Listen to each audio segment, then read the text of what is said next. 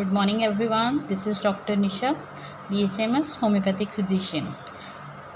Friends, हम जैसे homeopathy को एक्सप्लोर करने की कोशिश कर रहे हैं, तो आज हम होम्योपैथी को थोड़ा सा और एक्सप्लोर करेंगे। उसमें हमारी टर्म आती है इंडिस्पोजिशन, और इम्यूनिटी को ही कंटिन्यू साथ के साथ करते हैं। इंडिस्पोजिशन और इम्यूनिटी, इसका क्या रिलेशन है और होम्योपैथी में इसका क्या वैल्यू है। तो सबसे पहले हम स्टार्ट करते हैं इंडिस्पोजिशन। इंडिस्पोजिशन, जैसे हमने पिछले लेक्चर में पढ़ा था कि हेल्थ क्या है। हेल्थ जब हम रिदम के साथ चल रहे हैं, हमारी इम्यूनिटी बिल्कुल हमारे फंक्शंस के साथ और रिदम के साथ चल रही है, तो हमने उसको हेल्थ बोला। मीन्स वो एक प्रॉपर वे से चल रही है, ठीक है। जब उसमें हल्की सी डिस्पोजिशन आती है, अब इसके 3 लेवल हैं। एक हेल्दी पर्सन है, एक इंडिस्पोज्ड है, ठीक है, और एक डिजीज़ है। तीनों में फ़र्क है। हेल्दी तो हमने उस दिन पढ़ लिया। इंडिस्पोजिशन और डिजीज़ में आज हम देखेंगे कि क्या फ़र्क होता है। इंडिस्पोजिशन एक ऐसी कंडीशन आती है जिसमें कोई एक ऐसा एक्सटर्नल एजेंट आता है, ठीक है, वो हमारी बॉडी को कुछ देर के लिए इम्पैक्ट करता है। क्लियर? जैसे अभी कोई भी वायरस ले लो, बैक्टीरिया ले लो, कोई एक्सटर्नल एजेंट ले लो, उन एजेंट के कारण मुझे क्या हुआ कि मुझे कोल्ड हो गया, कफ होगी, या लूज़ मोशंस जिसको हम डायरिया बोलते हैं वो हो गया। उसका रीज़न क्या था कि मैंने शायद कोई ऐसा फूड पार्टिकल खाया है जिसके कारण मेरी बॉडी उसको डाइजेस्ट नहीं कर पा रही। तो बॉडी एक रिस्पॉन्स देगी, ठीक है। रिस्पॉन्स, वो किस चीज़ का रिस्पॉन्स आना है, वो हमारी इम्यूनिटी का रिस्पॉन्स आना है, ठीक है। तो रिस्पॉन्स हमारे पास 2 तरह का आता है। एक प्राइमरी रिस्पॉन्स आता है, एक सेकेंडरी रिस्पॉन्स आता है।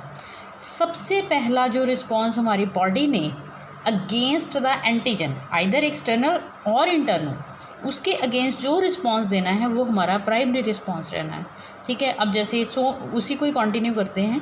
डायरिया वाली कंडीशन बनी, ठीक है, तो हमारी बॉडी ने, मतलब जैसे ही हमने कोई फूड पार्टिकल है जिसमें कुछ इन्फेक्शन थी, हमने उस फूड पार्टिकल को खाया, ठीक है, हमारी बॉडी ने रिस्पॉन्स दिया इन the form of diarrhoea. Same अगर मैंने ऐसा कुछ इनहेल किया जो मेरे लंग्स उस चीज़ को एक्सेप्ट नहीं कर पा रहे, ठीक है, तो मेरे लंग्स ने मुझे रिस्पॉन्स क्या दिया, या मेरी लंग्स की इम्यूनिटी ने मुझे क्या रिस्पॉन्स दिया, उसने उसको बाहर निकालने की कोशिश की in the form of cough, in the form of sneezing, in the form of mucus में, जैसे हमारा जिसको हम बोलते हैं कि नाक बह रही है, ठीक है, कोल्ड हो गया, ठीक है। तो ये हमारा एक रिस्पॉन्स है, ये प्राइमरी रिस्पॉन्स है इम्यूनिटी का, जिसके कारण क्या है, हमारी इम्यूनिटी हमें आने वाली कोई भी प्रॉब्लम है उससे बचाती है। अगर अब देखो, इस कंडीशन में हमें कोई भी मेडिसिन की ज़रूरत नहीं पड़ती, क्योंकि हम उसको डिजीज़ नहीं बोलेंगे।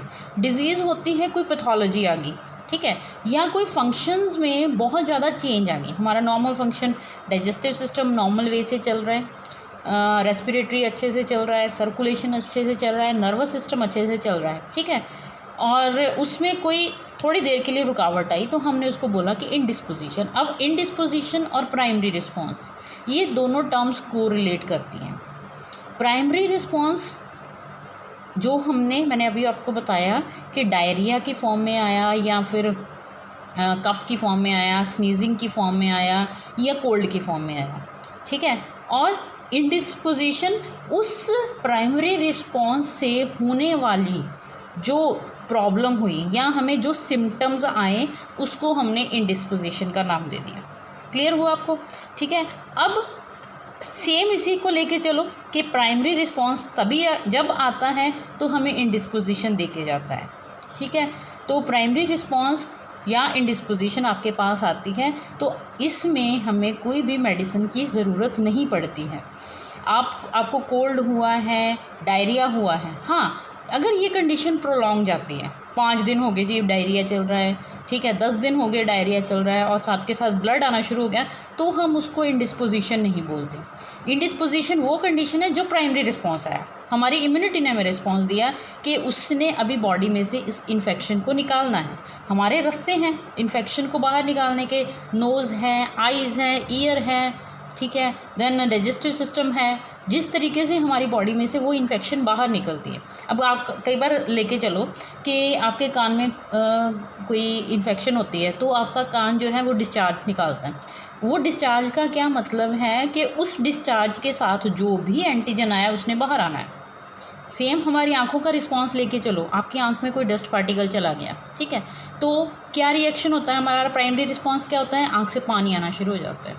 हमारे जो लैक्रिमल ग्लैंड है वो एक्टिवेट हो जाते हैं, ताकि जैसे ही वो सिक्रीशन बाहर आई, उस सिक्रीशन के ज़रिए जो इन्फेक्शन है, जो एंटीजन है या जो डस्ट पार्टिकल है या कुछ हेयर चला गया था, वो उस पानी के ज़रिए बाहर आ जाए, ठीक है। ये भी हमारा प्राइमरी रिस्पॉन्स है। नाक में कोई पार्टिकल चला जाता है तो हमें फटाफट स्नीजिंग आती है। स्नीजिंग एक फास्ट रिस्पॉन्स है।